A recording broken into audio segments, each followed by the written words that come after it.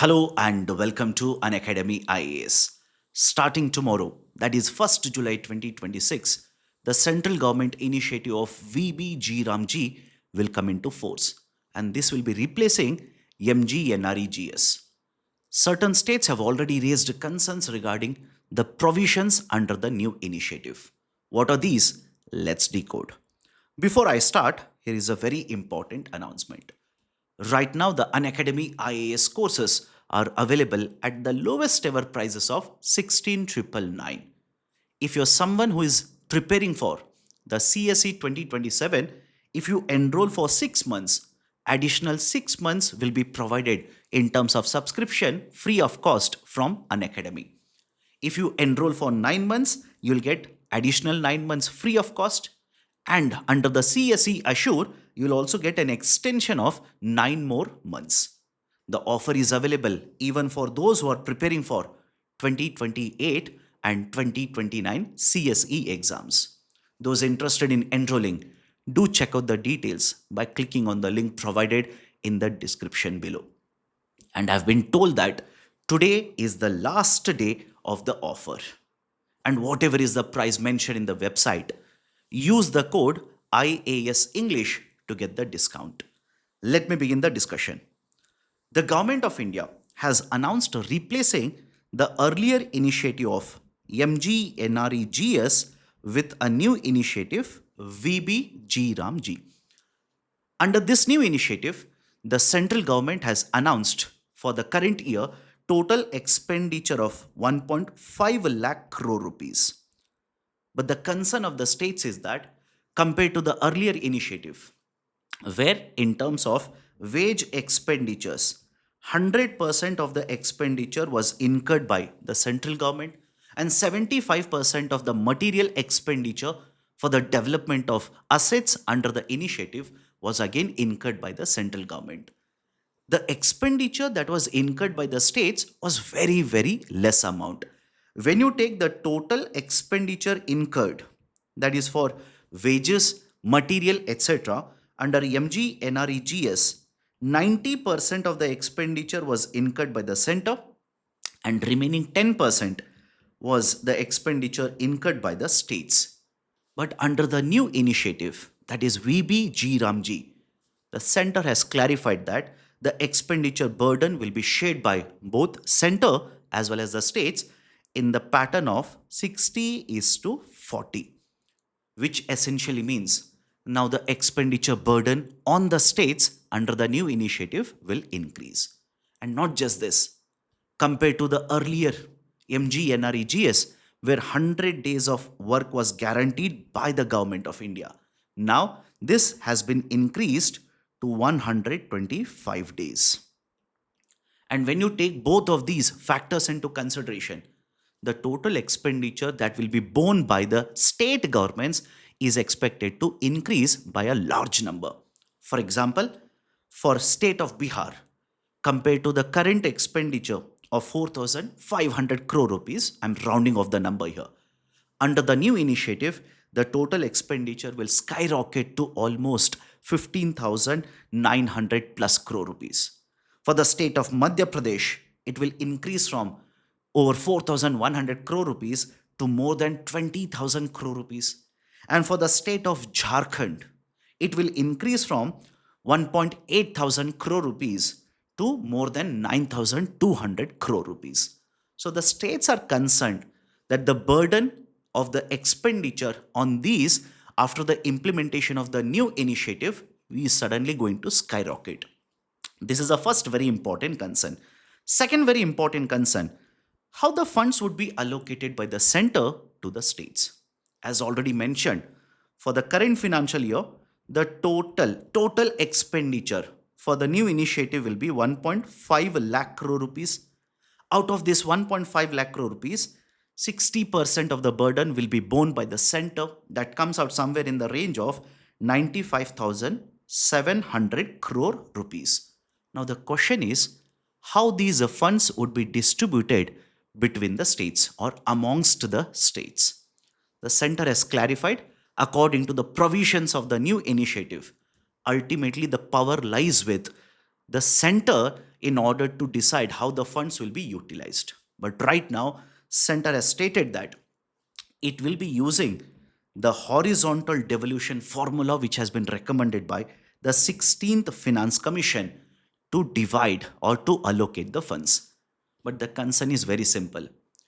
The law, or basically the provision under the new initiative, gives the power entirely to the central government.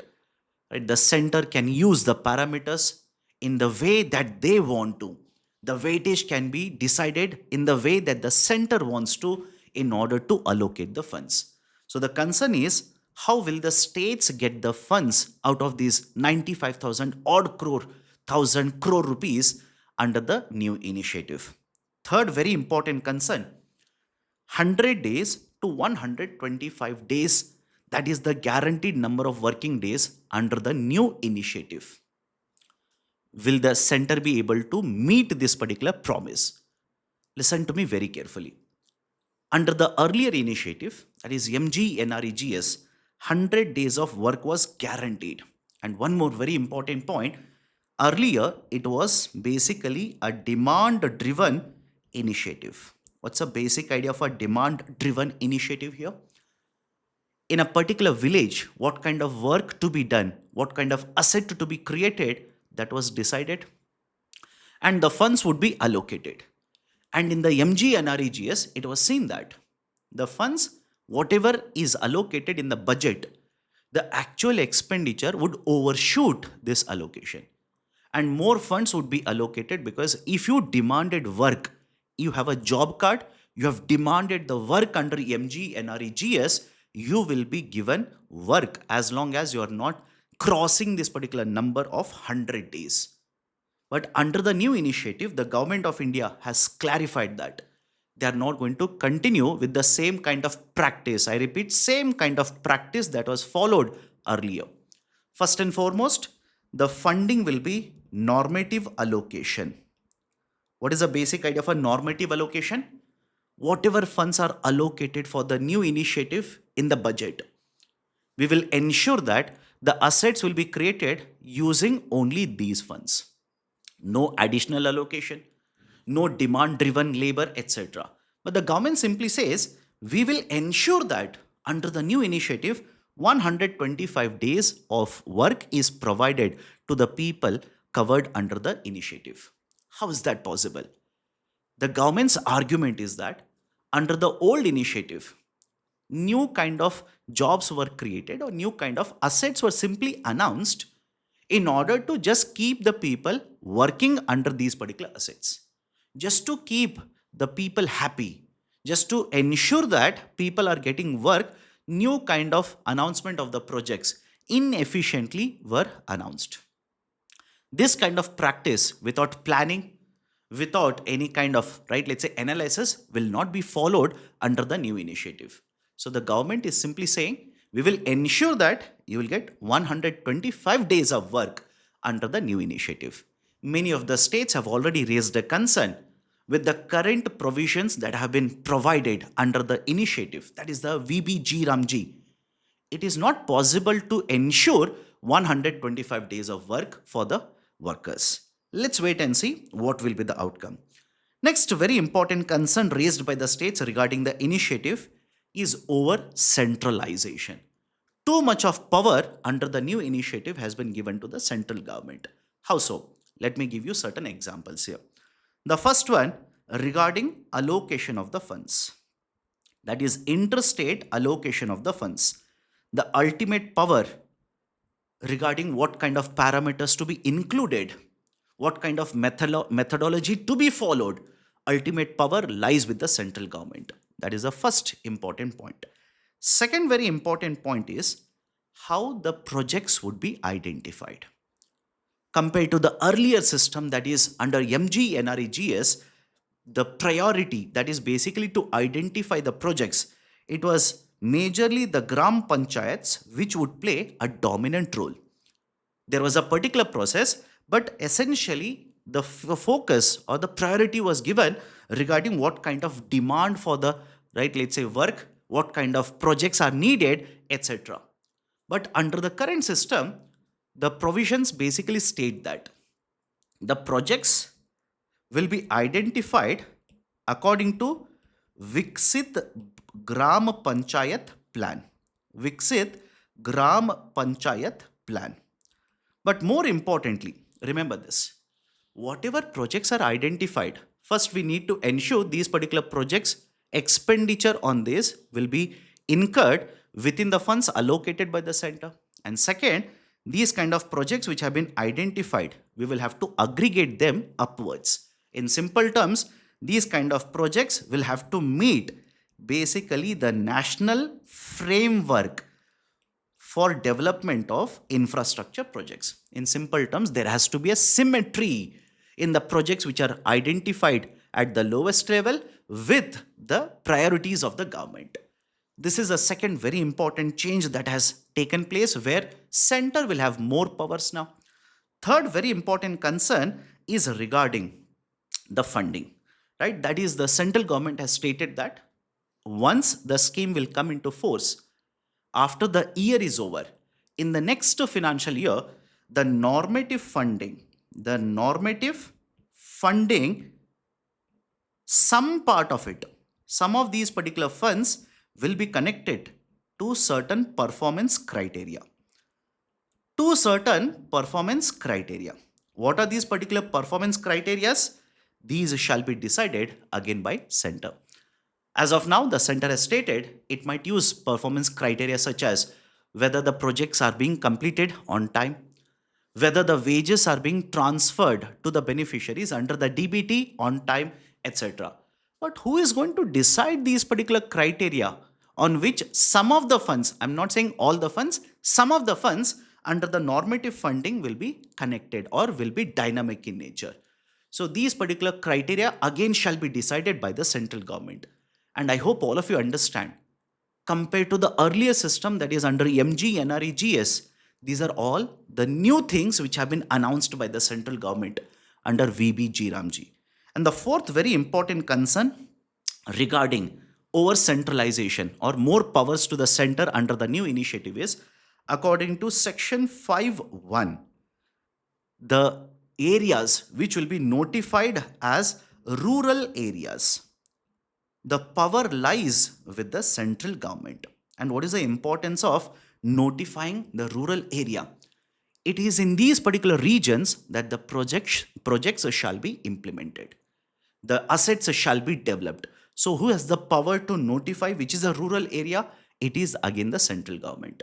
So these are some of the concerns which have been raised regarding the argument that center has way too much powers under the VBG Ramg compared to the MGNREGA. Now, before I go forward, here is a very important announcement. I know a lot of you who are writing the CSE 2027 or starting to prepare for 2028 basically face one problem. Sir, should I make notes? Is it important? If yes, how should I make notes? The answer to first two questions, that is, should you make notes? Answer is yes. And second, how to make notes? It is basically a process. It is not an event, it is a process. You need to learn over a period of time how to make notes. But definitely, yes, a lot of you require hand-holding assistance in the beginning. In order to provide you the assistance, starting tomorrow, that is 1st July, I am conducting special classes on the Unacademy platform. In these classes, the focus will not be on teaching you, right, the subject or teaching you the topics, etc. The focus will be on teaching how you should make notes. We will take up current affairs articles from different newspapers, some of the clippings from the books, etc. And let's try and decode what is the important, relevant information from all of these and how should you, right, basically extract this particular information, how to make notes, etc. So do not forget, 1st July, 2nd July and 3rd July, evening 5:30 p.m. on the Unacademy platform. And for tomorrow's session, here is the QR code. All you need to do is scan the QR code and join the session. For the second and third, the links of the special classes have been provided in the description below.